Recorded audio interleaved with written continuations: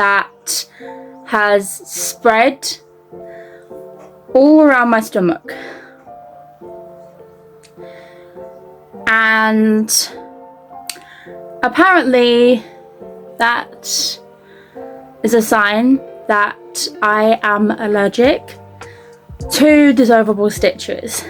And when the glue comes apart, yeah, it's not fun. Baby, I'm the girl, the girl on fire.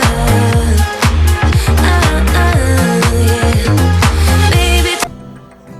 Hey guys, welcome back to my channel. So today's video, if you've not seen it by the title, today is the 3-week post-op update.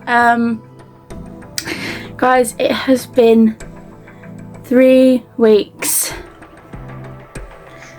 It has been 3 weeks since I got my gallbladder removed.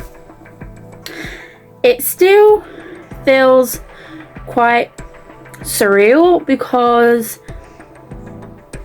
I guess it really hasn't clocked in my brain that I no longer own a gallbladder.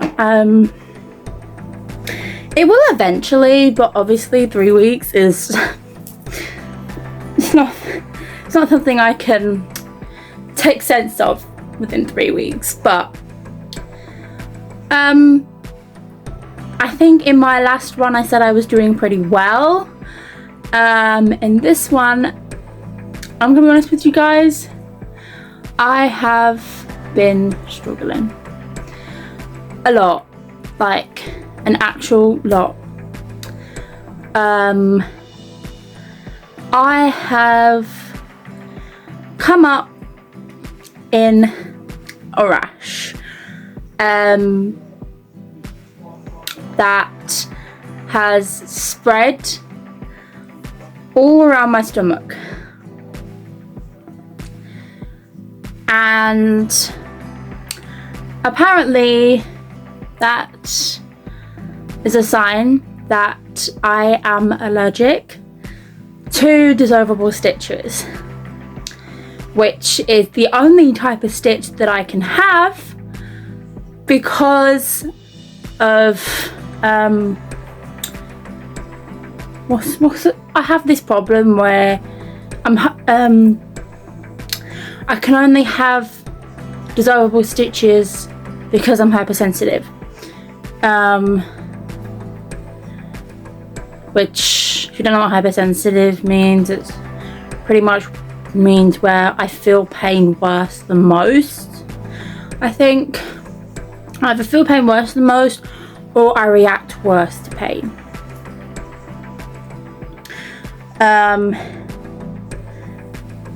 So that's why they give me dissolvable stitches. With my last op, which was my gallbladder, that was my last op, but my very first operation I ever had was my spinal fusion, twice. And I was given dissolvable stitches. And it turns out I actually came up in a rash during that time period as well. And the rash was just as bad as the one currently on my stomach. Apparently it is very common it's common with dissolvable stitches for people to be allergic to them. And I'm not saying that means next time if I do ever have to have an op again that I won't be having dissolvable stitches, because I will be. They will just have to give me the proper medication before it escalates. So yeah, I have an extremely aggravating rash. I think the last time I spoke to you guys, I still had one bandage attached to me. I no longer have any bandages on me or whatsoever. I'm healing, the wounds are healing which is all good. But because of my hypersensitivity, they put glue over my wounds. And when the glue comes apart, yeah, it's not fun. I am in pretty much constant excruciating pain. I know it sounds like I've gone downhill now from last week, but it's just something I've got to deal with. It's apparently quite common, I don't know, but I'm dealing with it. It is really hard. Like earlier on, I was baking with my mother and I could not take my hand off my stomach because it was hurting that bad. This week just gone was my first week back at college. Yeah, I know. So Monday I had I got a blanket with me. Monday I had maths exam. I did 2 papers. Fingers crossed I passed. Tuesday, I was catching up on some art lessons. I didn't get very far because, I'm not lying to you, my teacher didn't really want to teach me.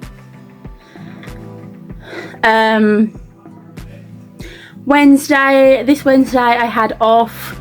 I had the day off because my class was going on a trip and I wasn't going on the trip, so I was able to stay home. This Wednesday I have to do the morning class, but I don't have to do the afternoon class, so even though I really would prefer to do the afternoon class because it'd be cooking, but I'll get back to my cooking when it's my turn to do cooking. I don't rush into things. And then Thursday, I was asked to do a full day from 10 AM to 3 PM. And I'm not kidding you, it took everything out of me. I came home, excruciating pain, and I've not been the same since. So that is when the stinging started happening on Thursday. Just absolutely max discomfort, like pain, discomfort, agony. And yesterday was Friday. I got some organisers for my REM Beauty products, and I think that's all I got yesterday. Yeah, I think so. Because it was something that I needed to get. I got a few. It might be rechanged again. I don't know. But I was in a really bad pain yesterday as well. But I pushed through it, going round shops because like I've been meaning to go and get these organisers for like 2 weeks now, and I haven't done it yet. So it was something I needed to do. So when I did it, and today I pretty much, well, last night, not the night just gone, Thursday night going into Friday, I was woken up at 5 AM in the morning with an itching fit. Oh my god, it pissed me right off because I was dead tired. So annoying that. And then I was woken up again at 8 AM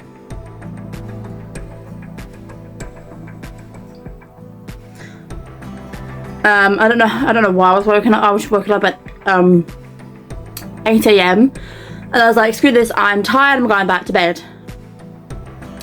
So then I went back to bed and slept until 10, and then I was woken up again at 10, and then I decided, you know what, screw this, I'm getting up. There's no point. I've tried 3 times to go back to sleep. I'm done. I'm getting up. So yes, last night wasn't too bad. Fingers crossed tonight will be okay. But yeah, so pretty much week 1 was horrendous pain, obviously, discomfort, crying all the time. Week 2 was easy to manage, but still crying quite frequently. Week 3, like hard to, like, excruciating pain, not knowing what to do with myself, fed up that I'm still suffering after 3 weeks, hearing that loads of other people who I know who have had their gallbladder removed was already max recovered by this time, by 3 weeks. No rash, fully recovered, perfectly fine. And then there's me, rash to the max and still not fully recovered. Pissed me right off. And I wasn't pissed off at the people that had the op before, like the people that had the op before me. I was just pissed off that it was me, I had to suffer again. Like mentioned, the past few years, it's just been hurdle after hurdle. I've got to jump. I'm constantly jumping over hurdles, and it's emotionally draining and physically draining. But I keep telling myself, I'm not heavily religious, but I am Christian, and I do believe God is there, and I do listen to him. I just don't go to church because my whole entire family isn't religious, so, and I wouldn't know what is the best church to go to. So maybe in the future I might do where I go to church on a Sunday, because I do want to dabble more into my Christianity and just figure more things out on that side, because I don't really know much. But I'm not gonna go talk about whole religious stuff, so I don't want to start a whole conversation and people say, oh no, you shouldn't be this, shouldn't be that, whatever. But I do tell myself sometimes that God would not have given me these problems if he didn't think I could handle them, and that does help with those problems. I will not lie to you, I still constantly have daily breakdowns, like daily, but I also, in that point, I always tell myself it's natural to cry. Like, just cry, let it all out, like, just cry. No one's gonna make fun of you for crying. Crying is natural, everybody cries. So that's why it probably looks like I cope better, or it looks like I'm perfectly fine and not suffering at all. It's because I figured out ways to help myself, and safe ways to help myself. Because obviously there's the obvious, but I'm not that person. So, and I've been told, I will shout this out to, I think it was my father who said this first, or it might have been one of the two, either my father or my mother, they can clarify. One of them has, when I was first diagnosed with all these problems, they were, one of them, I don't remember which one, they said to me, you need to give yourself a good talking to. That's how you get out of problems. Just talk. I know it may making you look like a loony bin, but talk to yourself. Talk yourself through. Obviously in your head. Don't say it out loud. Sometimes I've been guilty of saying it out loud, I'll admit. But just tell yourself in your head that you've got this, you are strong, you wouldn't have this if you weren't a strong, like, find ways to talk to yourself through these problems.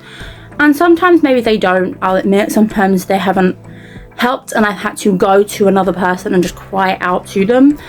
But that helps. Like, crying helps. Telling yourself you are a strong person, because look at it. This is not to crush anyone else's problems, because there's probably damn right more people out there that are a lot worse than me. And I'm not just going to do that. I'm not going to squash down how I feel just for others. Like, I am going through what I'm going through and I'm entitled to feel vulnerable. But you can look at it as you were given these problems because you were strong enough to handle them. If you're comparing yourself to somebody else, the universe is telling you they're not strong enough to deal with it. You are, so you got it. So yeah, that's really all I've got to say. I've been rambling on for about 15 minutes now, so, and I've got to edit this yet. So yeah, like, I am okay.